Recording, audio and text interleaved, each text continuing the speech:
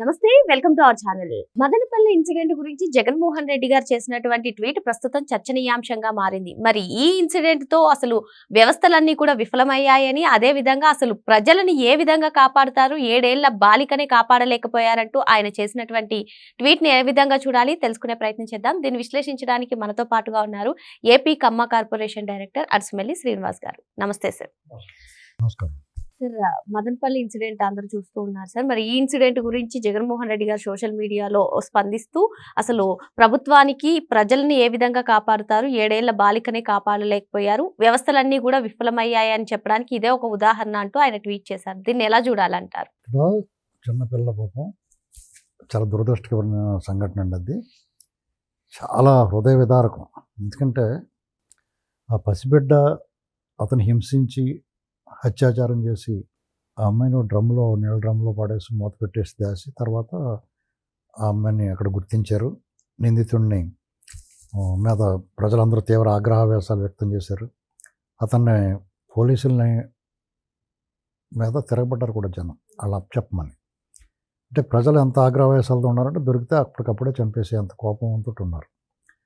ఇది ఒక రకమైతే ఆ తల్లిదండ్రులకి ఎంత గర్భశోకం అనేటువంటిది ఆ లోటు ఎవడో తీర్చలేంది. అంటే అంతులేని విషాదం అనమాట. అంటే ఏదైనా ఒక యాక్సిడెంట్లోనో లేకపోతే ఏదైనా రోగం వచ్చి చనిపోవడం ఒక రకం, అది కాలం తీరి చనిపోవటం, ఏదైనా అనారోగ్యం పాలై చనిపోవటం, దానివల్ల ఒక రకమైన బాధ.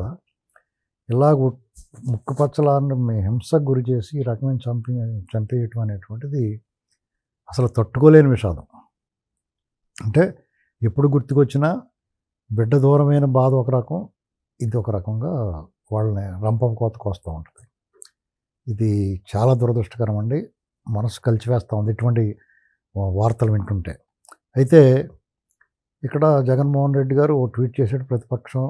రాష్ట్రంలో ఉన్న ప్రతిపక్ష పార్టీకి నాయకుడిగా, ప్రతిపక్ష పార్టీకి నాయకుడిగా అతను డెఫినెట్గా అందరూ స్పందిస్తారు. అలాగే వ్యవస్థల విఫలం, డెఫినెట్గా వ్యవస్థలో పట్ల భయం లేకపోవడం అంటాను దీన్ని. విఫలం అన్నాను నేను. ఎందుకంటే ఆ విఫలం చేసింది ఎవరో, ఆ వైఫల్యాలకు బాధ్యులు ఎవరు అనేటువంటిది ఒకసారి చరిత్ర చూసుకుంటే తెలుస్తుంది. ఇక్కడ ఒక ఇన్సిడెంట్ జరిగింది, దుర్ఘటన, దుర్మార్గం, అమానుషం, అఘాయిత్యం. దీనికి మరి మీ దగ్గర మీరున్నప్పుడు చేయలేదా, మీరున్నప్పుడు జరగలేదా అనేటువంటి పనికిమాల వాదన మనం చేయకూడదు, చెయ్యను నేను. అయితే ఇక్కడ ఆ నిందితుడు లేకపోతే ఆ దోషికి భగవంతుడు వేసాడా, లేకపోతే తనంతట తనే శిక్షించుకున్నాడా, లేకపోతే ప్రభుత్వమే పరోక్షంగా శిక్షించిందా అనేటువంటిది పక్కన పెడితే ఏం జరిగింది అన్నట్టు చూడాలి. గతంలో ఒకసారి దాచేపల్లిలో ఇటువంటి ఘటన జరిగితే అదే రోజు అతను చెట్టుకు ఉరి తీసుకుని చనిపోయాడు ఆ దోషి. ఇటీవల కాలంలో తుని దగ్గర ఒక వృద్ధుడు ఒక ఆడపిల్లని హాస్టల్ నుంచి తీసుకెళ్ళి పదే అత్యాచారం చేస్తుంటే అది బయటపడిన తర్వాత అతను చెరువులో తేలాడు.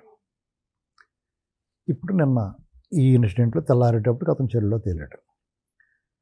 అంటే మీరు ఇక్కడ ఇన్స్టెంట్ జస్టిస్ ఏ రూపంలో అయినా జరుగుతుంది. అది ఎవరు చేశారు, ఆ న్యాయం ఎవరు చేశారు, ఎలా చేయించారు అనేటువంటి పక్కన పెడితే అప్పటికప్పుడు తక్షణ న్యాయం జరుగుతుందనేటువంటిది చూస్తున్నాం. అటువంటిది జగన్మోహన్ రెడ్డి హయాంలో కానీ అంతకుముందు ఎప్పుడైనా జరిగిందా? ఇలాగ ఆడపిల్లల విషయంలో ఆ ప్రభుత్వం జరిగిద్దని ఆపలేకపోవచ్చు. ఎందుకంటే వాళ్ళు ఎప్పుడు చేస్తున్నారో ఎలా చేస్తున్నారో అది వ్యవస్థీకృత నేరం కాదు. ఇప్పుడు సపోజ్ స్కాములు లేకపోతే ఇంటెలిజెన్స్ వర్గాలు ఏదైనా ఉగ్రవాద దాడి ఇలాంటివి ఏమైనా ఉన్నాయనుకోండి, ఆ కదలికలను గమనిస్తా వాటిని కౌంటర్ ఇంటెలిజెన్స్ అంటారు. అంటే నేరం జరగకుండా ముందు వాళ్ళు కొన్ని జాగ్రత్తలు తీసుకుంటారు. అలాగా ఈ వ్యవస్థీకృత నేరాలు అయినాయి. ఇది అలాంటిది కాదు. ఇది ఒక మనిషికి పుట్టిన వికారం, ఒక మనిషిలో మృగం తాలూకు మనస్తత్వం, ఒక రకమైన సైకాలజీ. అది ఒక పెర్వర్టెడ్ సైకో, మానసిక వ్యాధిగ్రస్తుడు. కాబట్టి ముక్కుపచ్చలారని పసిబిడ్డని ఆ రకంగా చేసి చంపేశాడు. కాబట్టి దీన్ని మనం సమాజంలో వ్యవస్థలు వాటిని గమనించలేము. వాటిని గమనించాల్సింది ఎవరంటే ఇరుగు పొరుగు వాళ్ళే. వాడిలో ఉన్న విపరీత లక్షణాలు, అతని హావభావాలు, అతను మాట్లాడే తీరుని బట్టి మనం కొద్దిగా గమనించవచ్చు. అలాగని చెప్పేసి అందరికీ అవగాహన ఉండే అవకాశం లేదు. మానసిక వైద్య నిపుణులు, వ్యక్తిత్వ వికాస నిపుణులు ఇటువంటి వాళ్ళకి కొంచెం తెలుస్తూ ఉంటాయి. కానీ సాధారణంగా మన కూడా తిరిగి కూడా అంత దుర్మార్గం చేస్తాడని కొంచెం విపరీతంగా మాట్లాడుతున్నాడు అనుకుంటాం. కానీ దాన్ని కూడా తల్లిదండ్రులు గమనించవచ్చు. తల్లిదండ్రులు, సోదరులు, అక్క చెల్లెళ్ళు వాళ్ళు గమనించవచ్చు వీళ్ళు విపరీత భావాలు ఉన్నాయని చెప్పేసి. కానీ వాళ్ళు ఇంత తెగిస్తారని ఎవరో అనుకోరు. కాబట్టి జగన్మోహన్ రెడ్డి ఎప్పటిలాగానే ఒక పనికిమాలిన ట్వీట్ వేసాడు. ప్రజలకు ఉపయోగం లేనిది, ఎవరికి ఉపయోగం లేనిది, ఏదో అనాలి కాబట్టి అనాలిగా అని ఒక రాయి వేద్దాం అన్నట్టుగా మాట్లాడాడు తప్ప. సార్, మీరు చెప్పినట్టుగానే ప్రభుత్వం ఏదైనా ఉండొచ్చు, ఇలాంటి సంఘటనలు జరుగుతూ ఉంటాయి. వాటిపైన కఠిన చర్యలు తీసుకోవాలనేది ఒక డిమాండ్ చేస్తే బాగుంటుంది. మీకు ఒక దుర్ఘటన జరగకూడదు, దుర్ఘటనలో ఇలాంటి వాటికి దొంగతనాలు ఉన్నాయనుకోండి, వాటిని కూడా ముందు అరికట్ట, కొంచెం కాపలాలు జాగ్రత్తలు పెట్టుకుని అన్నీ. ఇది ఇలాంటి నేరాల్లో, ఇలాంటి ఘటనల్లో వ్యవస్థలో ఏమీ చేయలేవు. అది జరిగినప్పుడు వాళ్ళని కఠినంగా శిక్షించకుండా వదిలేస్తే అది పాపం. అది అప్పుడు వ్యవస్థలు విఫలమైనట్టు. ఇప్పుడు ఈ కుర్రోడికి అదే ఇప్పుడు చనిపోయాడు కదా, తెల్లారినప్పుడు చనిపోయాడు అంటే అదే ఆఖరి రోజు అయింది. ఇలాంటి దుర్మార్గాలు ఎప్పుడన్నా చేస్తే అదే ఆఖరి రోజు అనేటువంటిది తేటతెల్లమైంది. ఇది వరుసగా రెండో సంఘటన ఈ 2 ఏళ్లలో. అంతకుముందు ఒక 5-6 ఏళ్ల క్రితం ఒకటి జరిగింది. మధ్యకాలంలో ఎప్పుడైనా ప్రభుత్వం, టీడీపీ ప్రభుత్వం కాకుండా వేరే ప్రభుత్వం ఉన్నప్పుడు ఇటువంటి ఘటనలు ఏమైనా జరిగినాయా? ఇటువంటి ఇన్స్టెంట్ జస్టిస్ ఎప్పుడైనా జరిగిందా? అది ఆలోచించుకోవాలి. కాబట్టి ఇది ప్రభుత్వాలకు ఆపాదించకూడదు, ఇలాంటి విషయాల్లో వ్యవస్థలకు కూడా ఆపాదించకూడదు. ఎందుకంటే వ్యవస్థ తగిన చర్య తీసుకోకపోతే ఖచ్చితంగా మాట్లాడాలి. అలా మాట్లాడాలి సత్తే ఆయేషా మీరా గురించి మాట్లాడాలి. ఎందుకంటే ఆ అమ్మాయిని ఇలాగే, ఆ అమ్మాయి కూడా పసిపెట్టే 15-16 ఏళ్ళు అంటే చిన్నపిల్లే కదా. ఆ అమ్మాయిని అత్యంత క్రూరంగా, దారుణంగా కొట్టి చంపారు, అత్యాచారం చేసి. ఆ నిందితులను ఎవరు కాబట్టారో అందరికీ తెలుసు. ఒక దళిత బిడ్డ మీద అన్యాయంగా నేరం మోపి అతను జైలు శిక్ష కూడా అనుభవించాడు. మధ్యలో ఒకసారి లేపేద్దామని చూశారు ఎన్కౌంటర్లో. జైలు శిక్ష అనుభవించిన తర్వాత తిరిగి అదే న్యాయస్థానాన్ని ఇతను నిర్దోషాన్ని విడిచిపెట్టారు కదా. విడిచిపెట్టిన తర్వాత అతనికి ఏదో కాంపన్సేషన్ ఇచ్చారు. అతను విలువైన సమయాన్ని దొంగిలించి అతని మానసిక చిత్రహింసలు చేసి, శారీరకంగా, భౌతికంగా, మానసికంగా చిత్రహింసలు పాలు చేసి, ఆ కుటుంబాన్ని ఇదిలో పాడేసి, ఆ తల్లికి క్షోభ కలిగించి, ఇన్ని చేసిన ఈ దర్యాప్తు అధికారులు వాళ్ళందరికీ శిక్ష ఏదండి? అసలు ఇవన్నీ చేయించి దాన్ని డైవర్ట్ చేయించి నేరం మరొకరి మీద నెట్టమన్నా అతనికి శిక్ష ఏదండి? కోర్స్ వాళ్ళకి ఏదో శిక్ష పడింది, భగవంతుడు రవయ్య అని చెప్పి తీసుకెళ్ళిపోయాడు, అది వేరే కదా. కానీ అప్పుడు ఏ రకమైన శిక్ష పడింది వాళ్ళకి? ఒంగోలు రైల్వే స్టేషన్లోనూ, బస్ స్టాండ్లోనూ కానీ జగన్మోహన్ రెడ్డి గారి పరిపాలన స్టార్ట్ అయిన 2019 స్టార్టింగ్లో ఒక అంగవైకల్యం ఉన్న ఒక యువకుడు, 2 చేతులు లేవు అతనికి, ఒక అమ్మాయిని అతని స్నేహితులతో కలిసి ఆ అమ్మాయిని ఒక గదిలో బంధించి పదే అత్యాచారం చేశారు రోజుల తరబడి. ఆ అమ్మాయి చనిపోయింది. వాళ్ళకి ఏ కూడా వాళ్ళలేదు. ఒక రైల్వే స్టేషన్లో ఒక సెంటు బెడ్ వేసుకుని ఒక ఆవిడ పడుకుని ఉంటే ట్రైన్ కోసం ఆ అమ్మాయిని రేప్ చేసేసి అత్యాచారం చేసి ఇచ్చేశారు. అప్పుడు ఇలాంటి ఏరియాల్లో మీరు ఒంటరిగా తిరగకూడదు, అసలు నీ ఇక్కడ పని ఏంటని అడిగారు అప్పుడు మంత్రి స్థాయిలో ఉన్న వ్యక్తులు. ఇలాంటి అనేకం. అలాగే కృష్ణా జిల్లాలో ఒక ఏరియాలో ఒక మిషనరీ స్కూల్లో ఒక ఆడపిల్లకి ఇలాగే జరిగితే దాన్ని మేనేజ్ చేశారు. కానీ శిక్షలు లేవు. సుగాలి ప్రీతి ఇలాంటివన్నీ బోడన ఉన్నాయి. అది వ్యవస్థల వైఫల్యం అంటే అది. ఎందుకంటే నేరం జరిగిన తర్వాత ఆ వ్యవస్థలు సరిగ్గా స్పందించకపోతే అది వ్యవస్థల వైఫల్యం. నేరం కొన్ని జరగకముందే ఆపొచ్చు, కొన్ని జరిగేటప్పుడు ఆపొచ్చు, కొన్ని జరిగిన తర్వాత కూడా వాటి మీద సరైన చర్యలు తీసుకోవచ్చు. ఇందులో ఇటువంటి నేరాలని భయం పెట్టాలి. ఆ భయం పెట్టడానికి ప్రయత్నం చేశారు, భయం పెట్టారు. కాబట్టి అది గణనీయంగా తగ్గినాయి. అయినా సరే ఈ సైకోలు, ఇప్పుడు ఒక సైకో రాష్ట్రాన్ని పరిపాలించేశాడు, ఏమన్నట్టు వచ్చి ఓట్లు అడుక్కున్నారు. ఎలా కనిపెట్టగలుగుతారు వీళ్ళని? కాబట్టి ఈ ప్రభుత్వం, నేనేమనుకుంటున్నానంటే అతను ఆత్మహత్య చేసుకున్నాడని అంటున్నారు కదా, మనం ఆత్మహత్య చేసుకున్నాడని అనుకుందాం. అయినా సరే ఏదో రూపంలో న్యాయం జరిగింది కదా. కాబట్టి ఇటువంటి పనులు చేసేవాళ్ళు ఎవరైనా సరే ముందు పసిబిడ్డల జోలికి వెళ్ళకండి, వాళ్ళ జీవితాలను చిదిమేయకండి.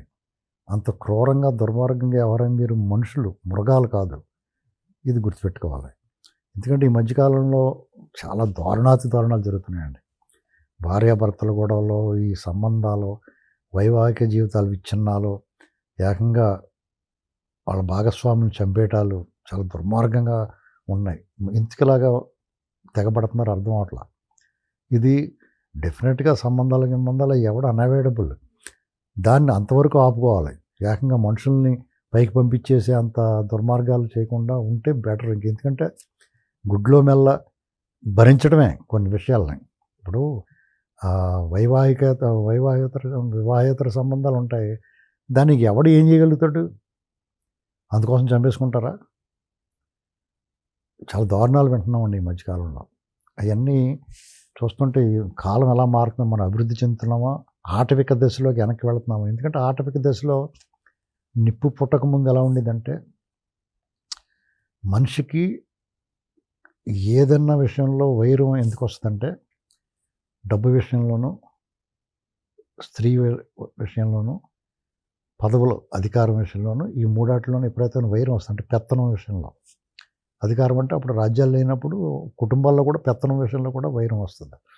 దానికోసం ఏకంగా ప్రాణాలు తీసి తుదముట్టించేయడానికి, హతమార్చడానికి ప్రయత్నం చేస్తూ ఉంటారు. పూర్వం కూడా మానవులు ఇంత శాస్త్ర విజ్ఞానం అభివృద్ధి చెందకముందు ఆటవిక దశలో పచ్చి మాంసాన్ని తినే రోజుల్లో మానవుడు సమూహాలుగా సంచరించేవాళ్ళు, గుంపులుగా. అంటే మృగాలు ఎలాగైతే సంచరిస్తాయో అలాగే వాళ్ళు కూడా సంచరించేవాళ్ళు. అప్పుడు కూడా ఆడ మగ వ్యత్యాసం, ఒక స్త్రీ అందరిదే, ఒక పురుషుడు అందరివాడు. అక్కడ ఇది నాది, ఇది మీది అనేటువంటి వ్యత్యాసం లేదు. ఎవరి కోరిక పడితే వాళ్ళతో కలిసి జత కడతారు. ఎవరితో కలిసి జీవించాలనుకుంటే వాళ్ళతో కలిసి జీవిస్తారు, వాళ్ళ ఇష్టం.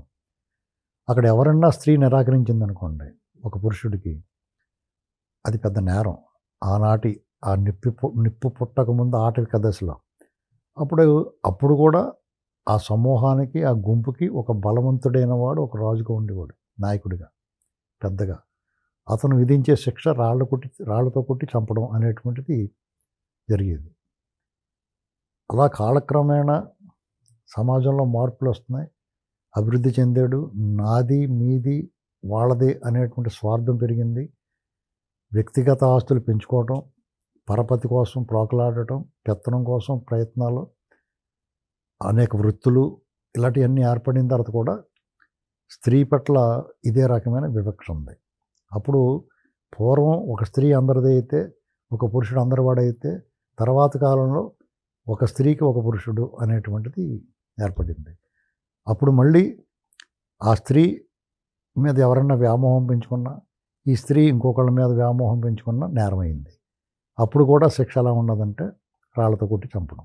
ఇది ఆటవిక దశ నుంచి కొంచెం మార్పు వచ్చిన తర్వాత కాలంలో అనేక చట్టాలు, స్త్రీ విముక్తి, మహిళల సాధికారత, ఇలా రకరకాలుగా ఇప్పుడున్న పరిస్థితుల్లో పూర్తి స్థాయిలో ఉంది. అయినా సరే ఇప్పుడు బాధించబడేది స్త్రీయే. ఆటవిక దశలోనూ, తదనంతర దశలోనూ, ఇవాళ ఆధునిక సమాజంలో కూడా స్త్రీయే బాధింపబడుతుంది. అలాగే పసిబిడ్డలతో. ఇది దుర్మార్గం. ఇది మారాలి. మనం పసిబిడ్డలని, స్త్రీని మర్యాదగా, గౌరవంగా చూడాల్సిన అవసరం ఉంది. ఎందుకంటే వాళ్ళ వైపు నుంచి కూడా నేరాలు, ఘోరాలు వింటున్నాం. అది ఒక రకమైన మన నుంచి, పురుష సమాజం నుంచి ఆ క్రూరత్వాన్ని వాళ్ళు అడాప్ట్ చేసుకున్నట్టుగా కనిపిస్తుంది. చూసి వాళ్ళు కూడా పెర్వర్షన్ పెరుగుతుంది. కాబట్టి ఏమైనా అసలు ఈ ప్రభుత్వాలు ప్రత్యేకించి ఇలాంటి దుర్మార్గాలు జరగకుండా ఉండడం కోసం ఏదో ఒకటి ఆలోచించి ప్రజలకి అప్పుడప్పుడు కౌన్సిలింగ్ లాంటిదైనా ఏర్పాటు చేస్తే బాగుంటుందేమో అనిపిస్తుంది. ఎందుకంటే ఇది చాలా విచిత్రంగానో, దుర్మార్గంగానో, మనసు కలిచివేసే విధంగా ఉంది. ఆ మధ్యకాలంలో మదనపల్లిలోనే ఏం జరిగిందంటే, ఒకే ఇంట్లో ఇద్దరు అప్పచెల్లెళ్ళు వాళ్ళ తల్లిదండ్రులు కుట్టి చంపేశారు ఒక 5-6 ఏళ్ల క్రితం. కరోనాకు ముందు జస్ట్ ఏదో క్షుద్ర పూజలు అవి చేసుకుంటా ఒక అమ్మాయి తల్లిదండ్రులు ఎదురుకుండానే చంపేశారు. హృదయ విదారకం అన్నమాట అది. అసలు అది ఎటువైపు వెళ్తున్నామో మనం, వాళ్ళకి ఏమైనా లోటా, డబ్బులు ఉన్నాయి, ఆస్తిపాస్తులు ఉన్నాయి, గౌరవం ఉంది సమాజంలో, ఓ సంపన్న కుటుంబంగా ఉన్నారు. అసలు అదో పెద్ద మిస్టరీ. ఇప్పటికీ కూడా అది ఆ మిస్టరీ విడిపోలేదు. అసలు ఏం జరిగిందో తెలియదు. శిక్షించారో, అరెస్ట్ చేశారో, లోపల తీసుకు నదురు బెదురు లేకుండా జైల్లో పోయారు వాళ్ళు. మానసికంగా వాళ్ళకి ఒక రకమైన రోగం అంటేసుకుంది. ఇలాంటివి గమనించాలి, చుట్టుపక్కల వాళ్ళు గమనించి అప్రమత్తం అవ్వకపోతే ప్రమాదాలు ఇలాంటివి ఏర్పడుతుంటాయి. అంతకుముందు కుందనబాగులో ఒక కుటుంబం ఉండేది. వాళ్ళు తల్లి, ఇద్దరు కూతుళ్ళు ఉండేవారు. ఆ తల్లి, ఇద్దరు కూతుళ్ళు ఉంటే ఆ ఇంటి చుట్టుపక్కల హోమ్ మినిస్టర్ ఇంటికి కోతవేటు దూరం కుందనబాగులో ఐఏఎస్, ఐపీఎస్ క్వార్టర్స్ అన్నీ ఉంటాయి. అయ్యారు ఇండిపెండెంట్ హౌస్, చుట్టూరు దొడ్డి, ఖాళీ స్థలాలు, మొక్కలు ఉన్నాయి. అవన్నీ పిచ్చి మొక్కలు మొలిచేసి వాళ్ళు ఇంట్లో నుంచి ఆ పాల ప్యాకెట్లు ఇచ్చినా, లేకపోతే బయట నుంచి ఏమొచ్చినా ఆ గుమ్మం దగ్గర నుంచి తీసుకుని మళ్ళీ తలుపులు వేసుకునేవారంట.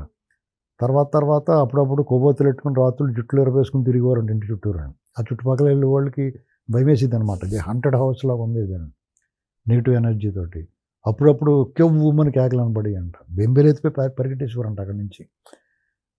అది సడన్గా ఒకరోజు వాళ్ళ ఇంట్లో నుంచి చప్పులు లాగిపోయి ఆ పేపర్లు తీసుకుంటూ మానేశారు. పేపర్ వేసిన వాళ్ళు పాల ప్యాకెట్ వేసిన అక్కడ ఉండిపోతున్నాయి అని అక్కడ పెట్టేసి పోతున్నారు. వాళ్ళు తీసుకుంటారులే అని వాళ్ళకి అనుమానం రాలా. ఏం జరిగింది లేదా ఊళ్ళో లేరు అనుకున్నారో ఏమనుకున్నారో మరి. అయితే ఆ ఇంట్లో ఆ మిస్టరీ, ఆ ఇంట్లో ఆ ముగ్గురు చనిపోయారు. అది ఎలా బయటపడిందంటే ఒక దొంగను పట్టుకున్నారు పోలీసు వాళ్ళు ఏదో విషయంలో. పట్టుకుంటే వాడిని కొడతారు కదా పోలీసు వాళ్ళు, ఎక్కడెక్కడ కొట్టావంటే పలానా ఇంట్లో దొంగతనం చేశానన్నాడు. సర్లే అని ఆయన తీసుకుని ఆ ఇంట్లోకి వెళ్ళారు. వెళ్తే పోలీసు వాళ్ళు ఎగిచ్చిపోయారు. లోపల గుండె అవిసిపోయేలాగా 3 శవాలు కనపడుతున్నాయి.